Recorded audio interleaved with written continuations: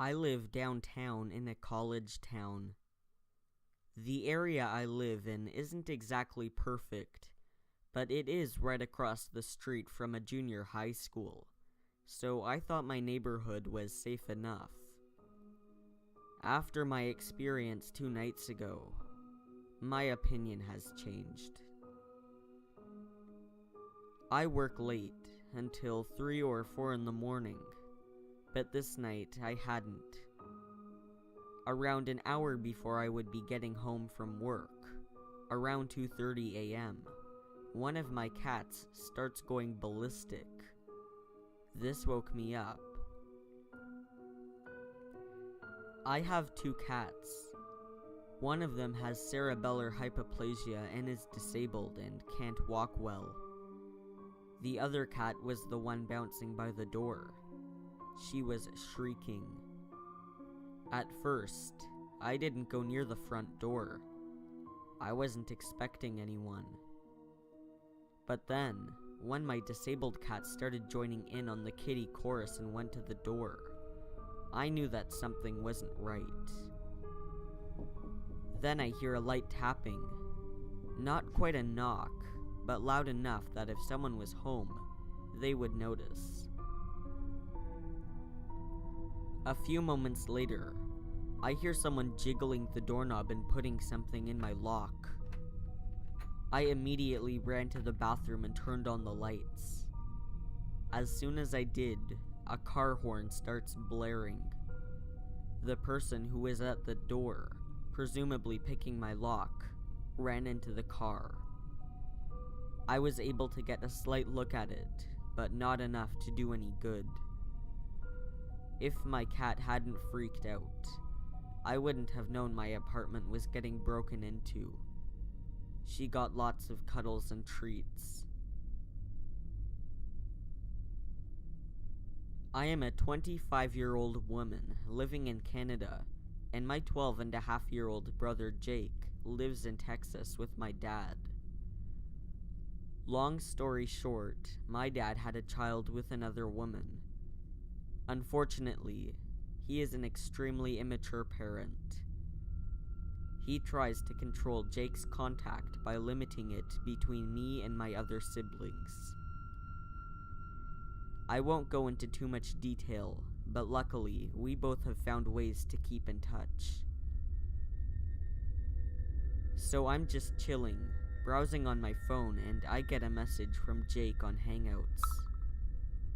I didn't really want to talk to him at the moment because he was being rude earlier, but then he tells me he was scared. Jake isn't really scared easily. He's kind of an intense and mischievous kid, so when he told me that, I was concerned and asked him what's up. He tells me, there's someone that's been knocking on the door for a while. Mind you, it is 10:30 p.m. on a Monday night, and when I asked where Dad was, Jake said he was off at some bar down the street. So I ask more details. I ask if this person is just knocking or if he's pounding. Jake says he's pounding and he yelled, "Who's in there?" Well, fuck. So I tell him to stay away from the door. He needed to get a phone and call the police as soon as possible. He then tells me they don't even have a landline and he doesn't have a cell phone. Cool. I guess my dad has Hangouts too though, because Jake was able to reach out to him and my dad apparently called the police from the bar and said he'd be there shortly. I told Jake I'd stay with him on Hangouts until someone arrived. He said he was still scared because this dark figure was walking around the front door and pounding on it. He even said that someone drove by and the guy stopped. But this continued after whoever drove by.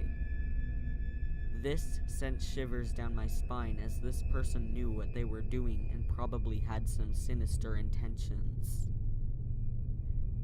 I continued to talk to him and to let me know if help arrived. My uncle, who lives down the street from them, did come, and the cops eventually did too. Jake said once my uncle pulled up, the knocking ceased entirely. My dad was still not present by the time they all arrived. Down the street my ass. I guess I should just be thankful my uncle lives in close proximity to them. I haven't heard much since. There wasn't much I could do besides read how scared he was, and that made me all the more angry with my dad for leaving a 12-year-old alone at this hour, and the sick fuck who clearly must have known someone was home.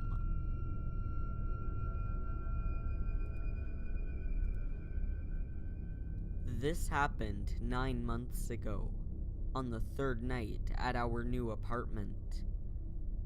My husband, small kids, and I had just moved here to the US from abroad, and were awaiting a huge shipment of all our belongings. So our new 2-bedroom was totally empty, except for our new mattresses on the floor of the master bedroom, where we all slept while awaiting our stuff.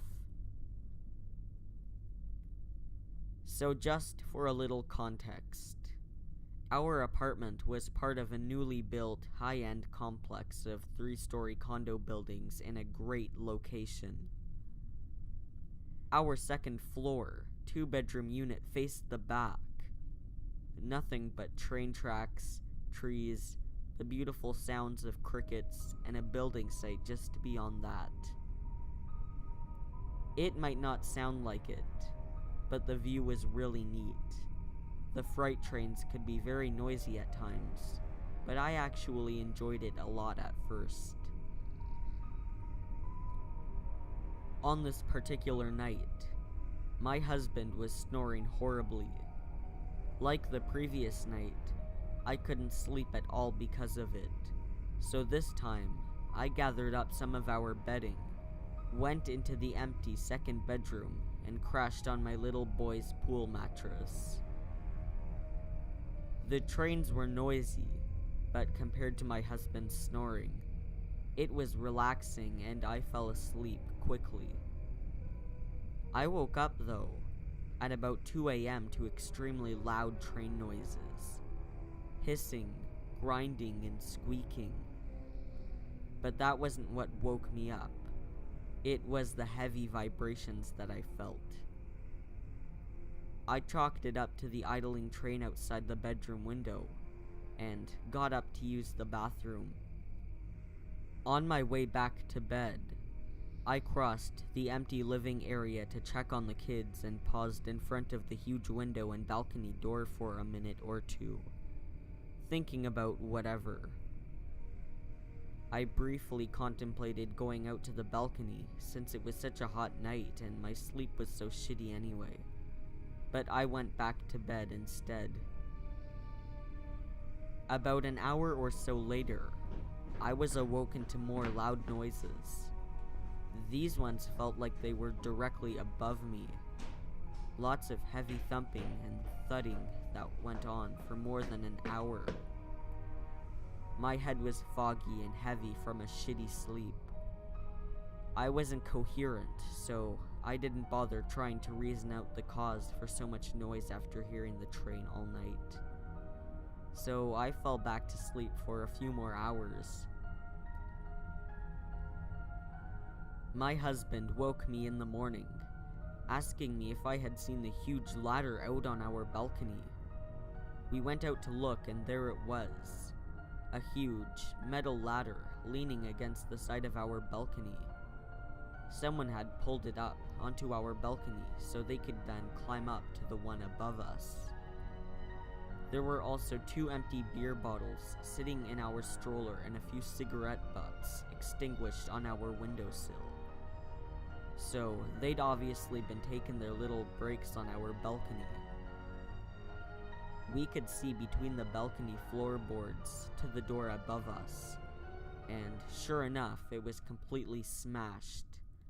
The wood frame of the door was in splinters and practically ripped out. We called the police immediately, and they came right away. Apparently, the sole female occupant was away in Florida at the time of the break-in, thankfully. The police didn't give us a lot of information, but told us that although the entire apartment had been destroyed, ransacked, nothing appeared to be taken.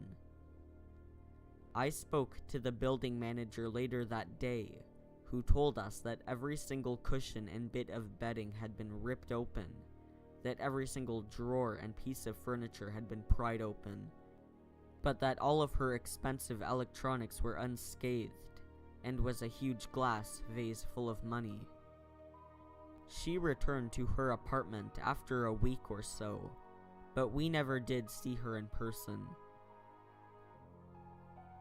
We later heard through another employee of the complex that this tenant had a dangerous ex-husband who couldn't let go, and that it was him who destroyed her place when he realized she wasn't home.